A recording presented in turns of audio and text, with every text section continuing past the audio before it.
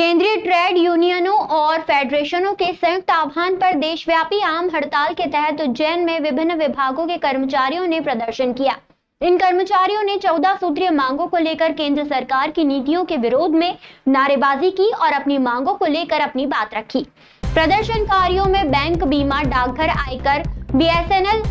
एफएमआईआर, C2 आदि केंद्रीय trade यूनियनों के सदस्य शामिल थे। इन कर्मचारियों ने देवास गेट स्थित बीएसएनएल ऑफिस में एकत्रित होकर केंद्र सरकार की नीतियों के विरोध में प्रदर्शन किया। प्रदर्शनकारियों ने अपनी 14 सूत्रीय मांगों को लेकर नारेबाजी की, जिनमें सार्वजनिक क्षेत्र के बैंकों, बीमा कंपनियों और संचार के क्षेत्र को मजबूत करने, सार्वजनिक बैंकों के निजीकरण और विनिवेश पर रोक लगाने, सरकारी क्षेत्र में नई भर्ती करने, आउटसोर्सिंग और अनुबंध नौकरियों को रोकने आदि शामिल है। प्रदर्शनकारियों ने कहा कि अगर केंद्र सरकार ने उनकी मांगे नहीं मानी तो उग्र आंदोलन किया जाएगा। उन्होंने कहा कि केंद्र सरकार की नीतियों से श्रमिकों के अधिकारों को खत्म किया जा रहा है और सार्वजनिक क्षेत्र का निजीकरण किया जा रहा है। यह प्रदर्शन संयुक्त city trade union counselling Ujjain Madhya Pradesh के बैनर तले आयोजित किया गया था। इस मंच ने केंद्र सरकार की नीतियों के विरोध में एकजुटता दिखाई और अपनी मांगों को लेकर आवाज उठाई। प्रदर्शन में शामिल कर्मचारियों ने कहा कि वे अपनी मांगों को लेकर एकजुट हैं और केंद्र सरकार को उनकी मांगों को मानना होगा। उन्होंने कहा कि श्रमिकों के अधिकारों की रक्षा के लिए वे किसी भी हद तक जा सकते हैं। केंद्रीय ट्रेड यूनियनों और फेडरेशनों के संयुक्त आह्वान पर देशव्यापी आम हड़ताल के तहत उज्जैन में विभिन्न विभागों के कर्मचारियों ने प्रदर्शन किया, जिसमें बैंक के यूएस छाबड़ा, बीएसएनएल के मनोज शर्मा, एलआईसी के प्रशांत सोहेले, अनिल कुरेल, कुलदीप सिंह, एमआई एसोसिएशन के मनीष मंगारकर, विजेंद्र वर्मा, आयकर के लालाराम मीणा, राम त्यागी, कमल रॉय, योगेश यादव, अलका सिंह, सरिता लिखार, कुमुद जबखेड़कर, योगेश यादव और रविंद्र जेठवा आदि शामिल थे। परंपरा रही है कि हम टावर से एक बढ़िया ऐतिहासिक रैली सारे ट्रेड यूनियन के साथ लोग मिलकर निकालते हैं, लेकिन स्थानीय शासन के द्वारा इस बार हमें अनुमति नहीं दी गई। शायद ऐसा लगता है कि आपके और हमारे प्रदर्शन से वो डर चुके हैं और आज की हमारी जो हड़ताल है, लगभग हम हर साल या 1.5 साल के अंदर हम एक हड़ताल करते हैं। यदि हमने आवाज को बुलंद नहीं करा तो इनके जो मंसूबे है और आगे बढ़ते जाएंगे और नीचे जो वर्ग विभेद बढ़ता जा रहा है, गरीब होता जा रहा है, अमीर होता जा रहा है, ये पूरे देश की व्यवस्था चल रही है। अब अभी जिस तरीके से आया था कि आज भी देखो बैंक की बात करते हैं तो आज स्टेट बैंक ऑफ इंडिया ने बैंकिंग इंडस्ट्री में सबसे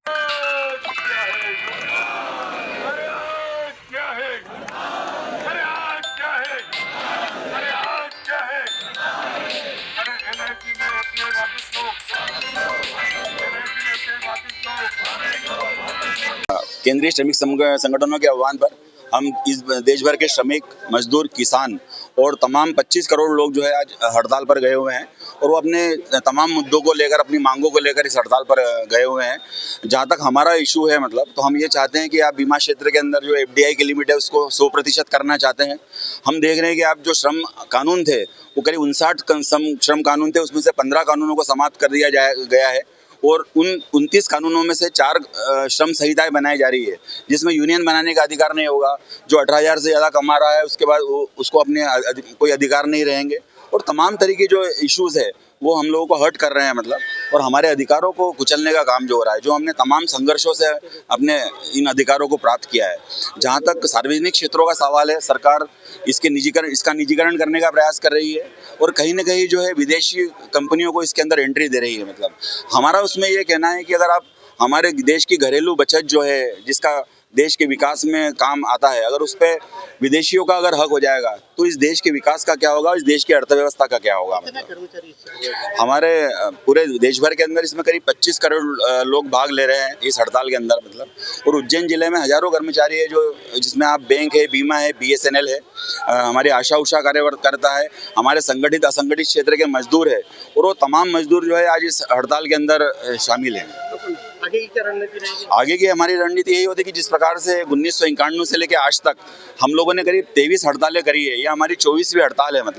तो इस आर्थिक उदारीकरण की नीतियों के खिलाफ हमारा जो संघर्ष है वो सतत चल रहा है और ये आगे भी चलता रहेगा। यह इस देश का जो शिफ्ट हुआ है कि हम समाजवादी व्यवस्था से एक पूंजीवादी व्यवस्था की ओर जा रहे हैं, तो हम देख रहे हैं कि अमेरिका जो है, जो पूंजीपरस्त देश है, वो अपने उद्योगों को संरक्षण प्रदान कर रहा है, टैरिफ्स लगा रहा है कि उनके देश के उद्योग सुरक्षित रहे, उनकी देश की कंपनियां सुरक्षित रहे, उनके देश के लोग सुरक्षित रहे। लेकिन हमारे देश के अंदर हम देख रहे हैं कि किस प्रकार से हमारे देशी उद्योगों को बर्बाद करने के लिए FDI को लाया जा रहा है और इस देश की घरेलू बचत है, जो सर्विस सेक्टर है, हमारा संचार क्षेत्र है, हमारा हवाई क्षेत्र है, हमारे आवागमन क्षेत्र है, उन तमाम